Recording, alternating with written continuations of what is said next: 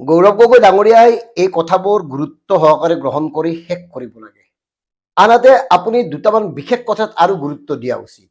এতিয়া চাওক, আপোনাৰ বিৰুদ্ধে যিবোৰ অভিযোগ উত্থাপন কৰিছিল পাকিস্তানী লিংক সম্পৰ্কত, আৰু আমিও ভাবিছিলোঁ মুখ্যমন্ত্ৰীৰ হাতত পৰ্যাপ্ত পৰিমাণৰ তথ্য আছে আৰু সেইকাৰণে আমি আপোনাক গ্ৰেপ্তাৰৰ দাবী জনাইছিলোঁ। আৰু কালি আমি সকলোবোৰ ক্লিয়াৰ হ'লো আচলতে ঘটনাটো কি। এতিয়া এটা কথা মন কৰক, অসমৰ অধিকাংশ সংবাদ মাধ্যম এতিয়া বিজেপিৰ মুখপত্ৰত পৰিণত হৈছে। কালি আৰু পৰহিৰ সংবাদমেল দুখন যদি চোৱা হয় আপোনাৰ আৰু মুখ্যমন্ত্ৰী ডাঙৰীয়াৰ, তেতিয়াই সকলোবোৰ কথা স্পষ্ট হৈ পৰে। এতিয়া আমি ক'ব খোজা কথাটো হ'ল, আপোনাৰ প্ৰতি মানুহৰ বিশ্বাস আছে, আস্থা আছে, আৰু আপোনাক আঙুলি টোৱাব পৰা বৰ বিশেষ কাৰণ নাই বা কাৰক নাই। গতিকে যিকেইটা বিষয় মূল ইছ্যু হিচাপে গ্ৰহণ কৰি আছে শাসক পক্ষই, সেই ইছ্যুকেইটা আপুনি নিমিষতে শেষ কৰি পেলাব পাৰে। কেনেকে পেলাব পাৰে? এতিয়া চাওক, আপোনাৰ পত্নীৰ কথা কৈ আছে, পত্নী হেনো ভাৰতীয় নহয়। আবেদন কৰক, যিহেতুকে আপুনি এটা ৰাষ্ট্ৰীয় দলৰ ৰাজ্যিক সভাপতি, আৰু চৰকাৰ আনিব পাৰে নোৱাৰে সেইটো আপোনালোকৰ কথা, আপোনালোকৰ সাংগঠনিক কথা। কিন্তু যিহেতুকে যদিহে কিবা কাৰণত আপোনালোকৰ দলটো শাসনলৈ আহে, তেতিয়া মুখ্যমন্ত্ৰী আপুনি হ'ব। যিহেতুকে আপুনি এগৰাকী মুখ্যমন্ত্ৰী পদৰ প্ৰাৰ্থী, সেয়ে আপুনি এই অভিযোগৰ পৰা মুক্ত হোৱা উচিত। আপুনি আপোনাৰ পত্নীক ভাৰতীয় নাগৰিকত্ব প্ৰদানৰ কাৰণে যি যাৱতীয় ব্যৱস্থা, বিহিত ব্যৱস্থা, আইনী ব্যৱস্থা গ্ৰহণ কৰক, কথা শেষ। বাকী ধৰ্মৰ কথাও আমি নকওঁ, যি মন যায় তাকে ধৰ্ম লওক, যি ইচ্ছা তাকে লওক।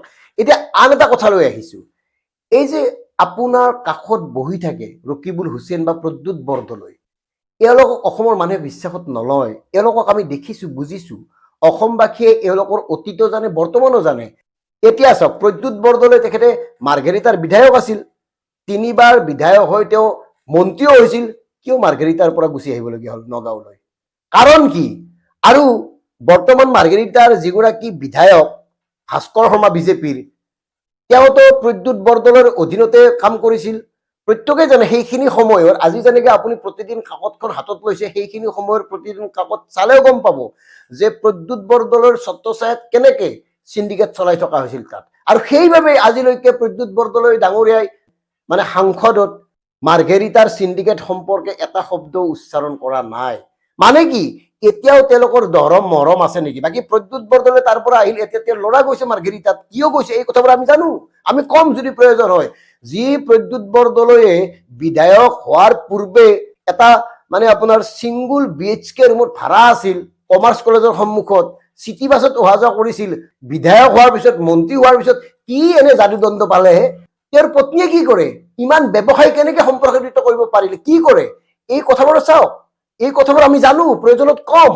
কাৰণ আজিৰ তাৰিখত প্ৰদ্যুৎ বৰদলৈ আৰু তেওঁৰ পত্নীৰ কিমান কোটি টকাৰ সম্পত্তি আছে, কেনেকে সেই সম্পত্তি উপাৰ্জন কৰিলে, তাৰ তথ্য সততা আছে যদি প্ৰকাশ কৰক। ক'ত পালে এই যাদুদণ্ড? গতিকে এই বিলাসী জীৱনত আবদ্ধ হৈ থকা এনেকুৱা দুমুখীয়া ৰাজনৈতিক নেতাক আপোনাৰ কাষত নাৰাখিব, যদিহে আপুনি সংস্কাৰ কৰিব খোজে, যদিহে আপুনি জাগৰণ আনিব খোজে।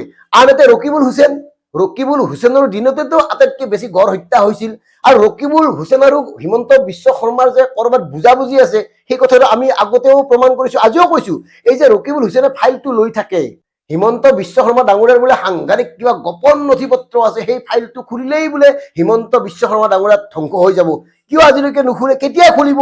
ফাইলটো তেখেতে সংবাদ মাধ্যমত মাজে সময়ে দেখুৱাই থাকে, কিয় নুখুলে, কি আছে? গতিকে এই কথাবোৰ বুজক, এই কথাবোৰ অসমৰ সচেতন লোকসকলে বুজে। সেইকাৰণে আপোনাৰ কাষত থকা মানুহখিনিক আঁতৰ কৰি লওক, যিসকল আৱৰ্জনা, যিসকল লেতেৰা। কাৰণ আপুনি আমাতকে ভালকে জানে যে লেতেৰা কাপোৰ এখনেৰে মানে লেতেৰা ঠাই এখন পৰিষ্কাৰ কৰিব নোৱাৰে।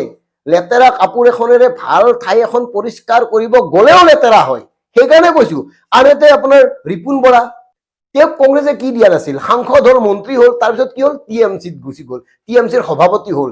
TMCৰ সভাপতি হৈ কংগ্ৰেছৰ বিৰুদ্ধে তেওঁ প্ৰাৰ্থী দিলে, আৰু এতিয়া কংগ্ৰেছলৈ আহিছে। কিয়? এই সকলক আপোনালোকে যদি লগত ৰাখি নতুন অসমৰ কথা কয়, বৰ অসমৰ কথা কয়, নহব নহয়। বাকী আপোনালোকৰ ৰাজনৈতিক এজেণ্ডা কি, সেইবিলাক কথা আপোনালোকে ভালকে জানিব। কাৰণ টকা পইচা হয়তো এওঁলোকৰ বহুত আছে, সেইকাৰণে এওঁলোকক আপোনালোকে বাদ দিব পৰা নাই। আনহাতে কেইগৰাকীমান এনেকুৱা বিধায়কো আছে আপোনালোকৰ দলত, যিসকলে মনে প্ৰাণে বিজেপি হৈ আছে, তেওঁলোকৰ বিৰুদ্ধে একো ব্যৱস্থা নলয়। এই যে ভূপেন বৰা, প্ৰাক্তন সভাপতি, তেখেতেতো গাদ্দাৰৰ তালিকা এখন ওপৰলৈ পঠোৱা বুলি কৈছিল দিল্লীলৈ ৰাজ্যসভাৰ ক্ৰছ ভোটিঙৰ সময়ত, ৰাষ্ট্ৰপতিৰ ক্ৰছ ভোটিঙৰ সময়ত। কি হ'ল সেই গাদ্দাৰবোৰ? কি হ'ল?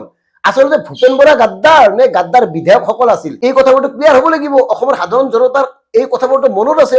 গতিকে আপুনি যি বৰ অসম গঢ়াৰ কথা কৈছে, এই বৰ অসম গঢ়িবলৈ লোৱা আপোনাৰ দলটোত এইসকল লোকক ৰাখিব নোৱাৰিব। এইসকল লোকক নাৰাখিব, নতুনক ৰাখক। নতুন পৰিকল্পনা, নতুন সাহস, নতুন উদ্যম, নতুন হেঁপাহ, নতুন আশা, নতুন চিন্তা, নতুন চেতনা, নতুন সপোন, চব নতুনক লৈ কৰকচোন। আপোনাৰ সৌৱে বাবে যেতিয়া তীক্ষ্ণ, মেধাৱী, বিচক্ষণ নতুন প্ৰজন্মৰ প্ৰতিনিধি থিয় হৈ থাকিব, দেখিয়ে ভাল নালাগিব জানো? গতিকে কথাবোৰ চিন্তা কৰক।